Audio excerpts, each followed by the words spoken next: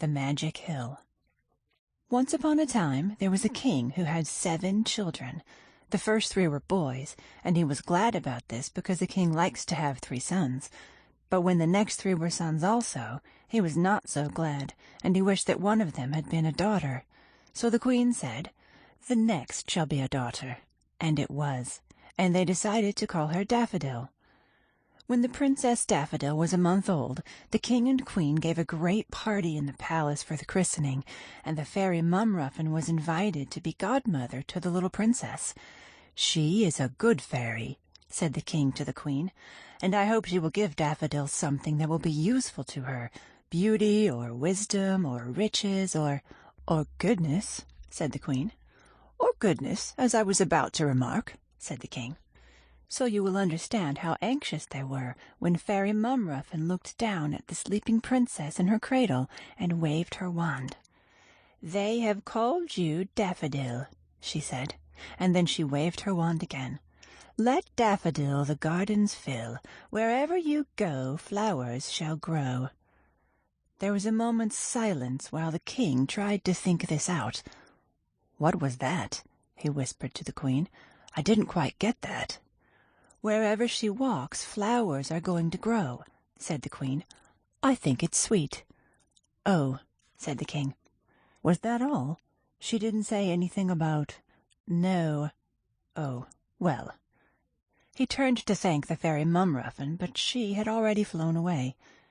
It was nearly a year later that the princess first began to walk, and by this time everybody had forgotten about the fairy's promise. So the king was rather surprised when he came back from hunting one day to find that his favorite courtyard, where he used to walk when he was thinking, was covered with flowers. "What does this mean?" he said sternly to the chief gardener. "I don't know, your majesty," said the gardener, scratching his head.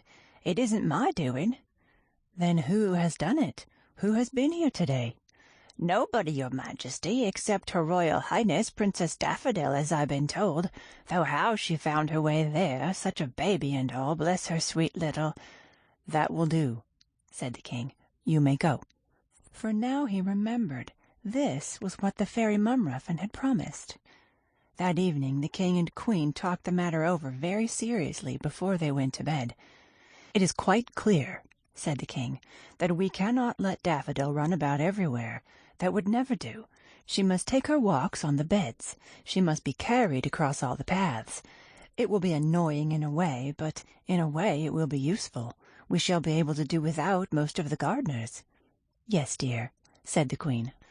So Daffodil, as she grew up, was only allowed to walk on the beds, and the other children were very jealous of her because they were only allowed to walk on the paths, and they thought what fun it would be if only they were allowed to run about on the beds just once.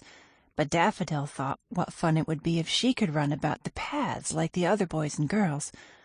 One day, when she was about 5 years old, a court doctor came to see her, and when he had looked at her tongue, he said to the queen, "Her Royal Highness needs more exercise. She must run about more. She must climb hills and roll down them. She must hop and skip and jump. In short, your majesty, although she is a princess, she must do what other little girls do." "Unfortunately," said the queen, "she is not like other little girls." And she sighed and looked out of the window. And out of the window, at the far end of the garden, she saw a little green hill where no flowers grew. So she turned back to the court doctor and said, "You are right. She must be as other little girls."